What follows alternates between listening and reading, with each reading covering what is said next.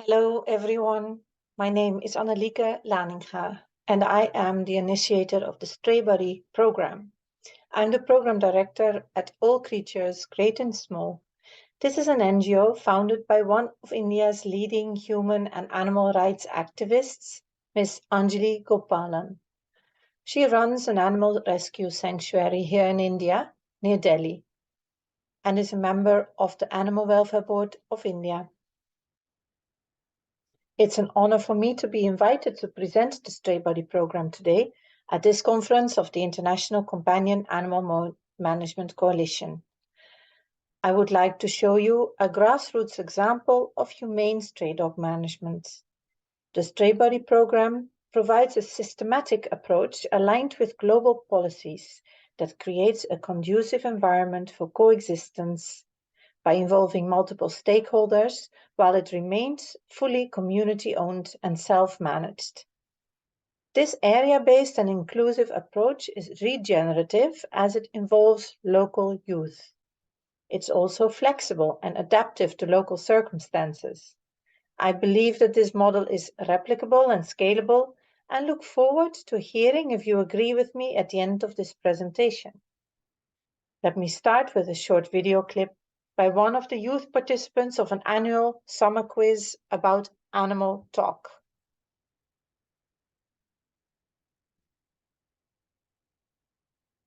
Hi everyone, I wanted to talk about the calming signals of licking of lips and head turns. These calming signals tell the dog that the person or animal in front of them is not a threat but is interested in making peace. A common situation among people is that they get scared whenever a dog barks or growls at them. So what they do is that they throw stones or just shoo the dog away. That's not the right way. It will just make the dog more aggressive. The right way is to show calming signals that the dog will actually understand. You can freeze, you can lick your lips, you can blink, you can turn your head. These signals will just tell the dog that you're not a threat, you're not here to harm them, you're interested in peace. So the dog will just sniff you a little and it will show some more calming signals and then it will let you pass. Thank you. This is an example of how awareness-building activities impact youth. The youth quiz aims at making children more comfortable to play around the community dogs in their area. It's part of a holistic 5-step approach, which I will explain further in this presentation. In India, the size of the free-roaming dog population is debated, but estimated to be around 60 million. Annually, around 20,000 people die a horrific death due to rabies infection. The rift between residents who wish stray dogs to disappear from society and those who feed dogs has widened. Social media hypes have stirred up misconceptions and myths, resulting in a fear-based climate and polarizing the society further. In this scenario, finding effective ways to coexist becomes challenging but vital. Success factor of the Stray Buddy program is that it creates platforms for collaboration between local feeders and animal caregivers and local bodies, such as residents' welfare or apartment owners' associations. Recently, the role of such RWAs and AOAs with regards to community dogs has been legally encoded. The Stray Buddy program strives to strike a balance between human and animal well-being by promoting coexistence. Our vision for the future is that citizens have compassion for all living creatures as enshrined in the Constitution of India, and that the free-roaming dog population in India slowly declines and rabies gets eradicated. Rather than aiming at a straight-up free society, as it was achieved in countries such as the Netherlands, or ending pet homelessness as promoted by private initiatives, the Stray Buddy program favors a community adoption model that works towards peaceful coexistence by domesticating stray dogs. We promote that every neighborhood in urban India has an active group of self-empowered local residents that adopt and implement a practical and solution-oriented approach in coordination with their RWA, local authorities, and other stakeholders. Let me briefly tell you the story of the origin of the Stray Buddy program. Soon after I settled in India in 2011, I got engaged with the community dogs around me. When I had a few of them sterilized and vaccinated out of my own initiative, it happened that my neighbors called the police on me. At that time, I was not aware of any laws and policies, but common sense told me that sterilizing and vaccinating free-roaming dogs would be beneficial for society. My husband handled the situation well. I had done nothing illegal. But to avoid being targeted by neighbors again, I submitted a plan to my RWA to adopt a holistic approach in our area with the aim of coexisting peacefully. It took me about 2 years to convince them, but in 2017, the RWA formally established a committee to humanely manage the dogs residing in our colony. Prevention of harm to people and animals is the objective. The committee involved stakeholders such as the Animal Welfare Board of India, NGOs, South Delhi Municipal Corporation, police, and residents who are feeding or taking care of stray animals, even from neighboring blocks, to take coordinated and collective action.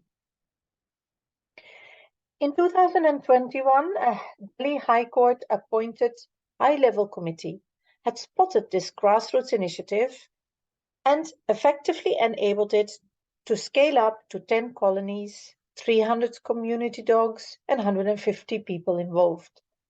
The project demonstrated the benefits of collaboration between RWAs and animal caregivers or feeders. Based on the learnings of the Stray Buddy pilot project by the Delhi High Court Committee, a draft guideline or protocol for RWAs was written. The guideline is yet to be ratified by the Animal Welfare Board of India. In the meantime, new animal birth control rules were issued under the Prevention of Cruelty to Animals Act. These rules oblige RWAs to make necessary arrangements for feeding of community animals. For dog population control and anti-rabies immunization, the local authorities remain responsible. Unfortunately, execution of these tasks has been erratic in India for several reasons. One of them being lack of public participation. Without community engagement, this becomes a mission impossible. In South and East Delhi, there are now 13 self-managed area-based groups consisting of over 200 animal caregivers and RWA representatives who are connected on area-specific WhatsApp groups, moderated and facilitated by the Stray Buddy team. To exchange experiences and learn from each other, we organize informal monthly get-togethers for group members from different neighborhoods, the so-called Stray Buddy cafes. The groups are formally or informally committed to implementing the following 5 steps: mapping, feeding, sterilizing, vaccinating, and raising awareness. These 5 steps form an iterative but not necessarily sequential process. The different groups are in different stages of implementation. The process is fully community-owned. Local authorities, NGOs, and other stakeholders are called in when needed, and the Stray Buddy website provides resources, templates, tools, and tips for each step in the process. Let me give you a few examples of how this works. Every new group starts with mapping their community dogs and caregivers. Photos, basic details, and medical history of the dogs are uploaded on the Stray Buddy website. The RWA is requested to share the link to the online profiles with all residents so that they can familiarize themselves with the dogs residing in their area. So far, profiles of about 350 community dogs have been created on the Stray Buddy website. This is an example of a dog gallery of one of the communities.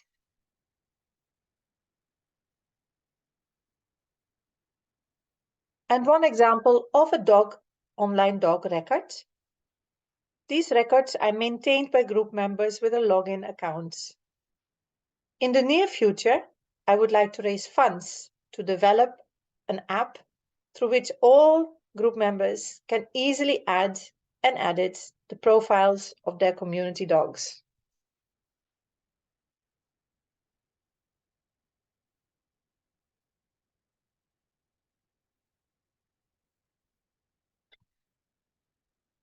Feeding stray dogs is highly controversial in India. There is a misconception that feeders are responsible for dog bite incidents. Feeding animals is, however, part of a constitutional duty of citizens to have compassion for all living beings. There is specific legislation in India about feeding community animals. RWAs are responsible to make necessary arrangements. If desired, we help the groups and their RWA to identify suitable feeding areas, which can be demarcated with a signboard. It should be kept in mind that sufficient feeding areas should be assigned to avoid dog fights due to trespassing each other's territories. Feeding areas should be away from busy pedestrian areas and playgrounds, and feeding timings could be agreed to avoid interference with children's school and playtimes and daily exercise patterns by residents. In some stray buddy groups, donations are being pooled to jointly pay for food supplies or hire an external feeder who comes to feed freshly cooked chicken rice at a dedicated feeding point. And of course, a responsible feeder does not leave litter behind in the colony. Apart from hygiene reasons, leaving food rests can make dogs more protective and defensive of their area, even if they're not hungry. Keeping the feeding areas clean prevents such undesired guard behavior of their food source. We therefore encourage the RWAs to place sufficient dustbins in their society. RWAs are also encouraged to communicate the agreed feeding protocol with all residents. This may reduce harassment of feeders, which is an offense by law in India, but unfortunately happens a lot. Police, by law, has a duty to protect feeders if needed and keep order and peace in societies.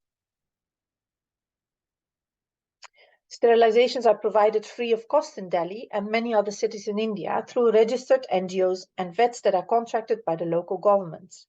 They have targets of about 70% reached per area. In my opinion, however, 70% is not enough to control the population. After the efforts of the NGO ceases in that area, proliferation soon starts again. I am convinced that dog population control is more effective and more humane if the process is community-driven and led. We work with the caregivers and feeders in the communities to make sure that all dogs residing in the area are sterilized. Based on the mapping done in step 1, a plan can be made for each individual dog. Achieving a 100% sterilization rate is realistic and has been achieved by several groups already. We also encourage the groups to sterilize dogs in adjacent roads to avoid puppies from outside coming in once they grow up. Regular vaccination drives are organized by the Strawberry program to make sure that all dogs in the participating neighborhoods are vaccinated annually. Feeders and caregivers are asked to keep the dogs ready when the vet or paravet comes. Anti-rabies vaccines may be provided free of cost through the municipal corporations and some NGOs in Delhi. The so-called cocktail vaccine against parvo, distemper, and other canine diseases is provided through the Strawberry program for a discounted rate on the request of the caregivers. Medical emergencies and treatments are coordinated via the WhatsApp groups. We compiled a list of animal ambulances, catchers, medical boarding places, paravets, who can come to the neighborhood for an on-the-spot treatment. The NGO All Creatures, Great and Small also has a full-fledged veterinary hospital and medical team, plus boarding facility available against donations. If needed, the Stray Body team helps individual group members to administer medicines, to take a dog for blood tests, x-rays, and medical examinations by a local vet. First aid info sessions are organized virtually about topics such as small wound treatments, skin issues, pain medication, and seasonal anti-tick and flea medications, which can be given by the caregivers on the spot. In some groups, quarterly deworming of the community dogs is being done in a coordinated manner. Coexistence requires a great deal of mindset and behavior change, which is a major challenge in the Indian context. Recent Indian media published a series of fear-inducing articles about dog bite incidents. And we now notice a lot more anti-dog sentiments and intolerance to community dogs in our neighborhoods in Delhi. In some cases, a negative spiral of hostility with actions by humans and reactions by dogs are setting in, reconfirming these sentiments as a self-fulfilling prophecy. Hence, the importance of awareness-building activities with youth and others, especially those who dislike or are fearful of dogs. By reaching out to children and youth, we also indirectly influence their families and friends.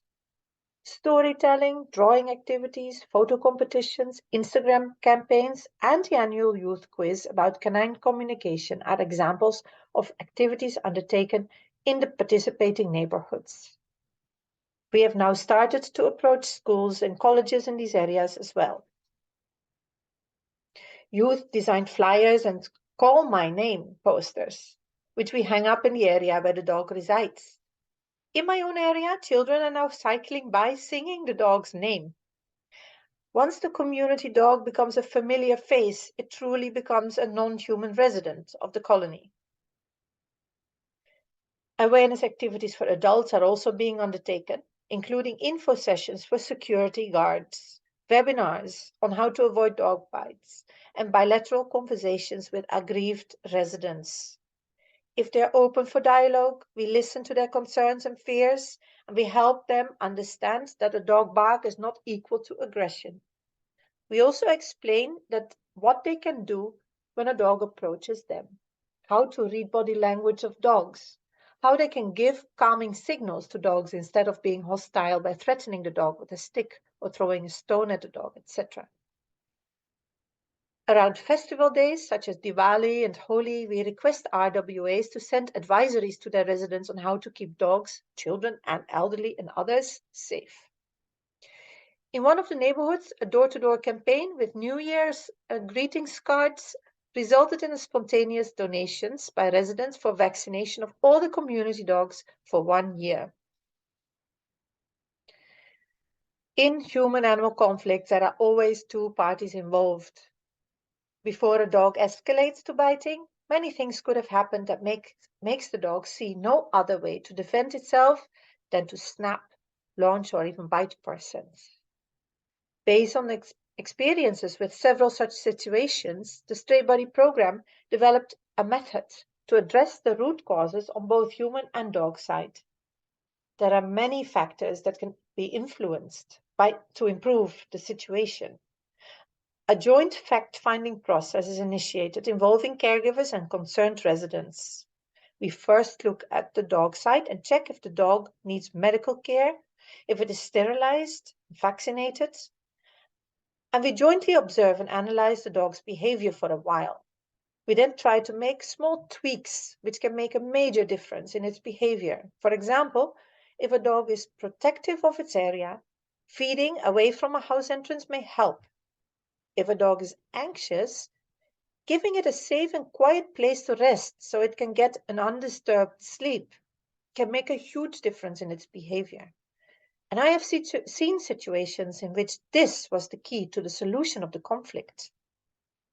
Once the factors on the dog side are addressed, we shift our focus to the human side and decide which of the aforementioned awareness-building activities would be most suitable. And currently in my neighborhood, it is puppy-free and rabies-free. Not all problems are solved because changing humans' perspectives and perceptions and their behaviors takes a long time, but achievements have certainly been made. In other participating communities also, the free-roaming dog population has stabilized and even declined, and rabies has been eradicated. Triggers for undesirable behavior of community dogs are continually assessed and appropriate interventions taken with the aim to coexist. It must, however, be understood that there is no quick fix solution to stray dogs. Community adoption models need to be complemented by responsible pet ownership to avoid rampant abandoning of pet dogs on the streets. Currently, this increases the size of the free-roaming dog population in areas where sterilization rates reached 100%. Abandoned pet dogs also behave differently than dogs born on the streets, and hence they often cause agitation in neighborhoods. Missing links, in my opinion, are national awareness campaigns about responsible pet ownership and adopting so-called Indian Desi dogs, as well as a dedicated police squad mandated to preventing and mitigating animal cruelty and enforcing breeder regulations and taxes. More civil society inclusive policies and additional government support to community initiatives for sterilizations and immunizations would also go a long way to fix the problems. All in all, I truly believe that the Stray Body program is a powerful example of an effective community adoption model with the aim to coexist. It's also a plug-and-play module that can be embraced by NGOs in other cities across India and possibly other countries as well. Through a train-the-trainer program that builds capacities of facilitators, I hope that more and more neighborhoods will get encouraged to domesticate their community dogs. Personally, I am committed to foster collaboration between stakeholders, promote collective action, ownership and self-responsibility at community level, to build awareness, raise funds for better support to communities and care to the animals, and provide guidance, resources, and practical tools to those who are willing to work towards coexistence. Thank you for your time. I remain curious to hearing your questions and feedback.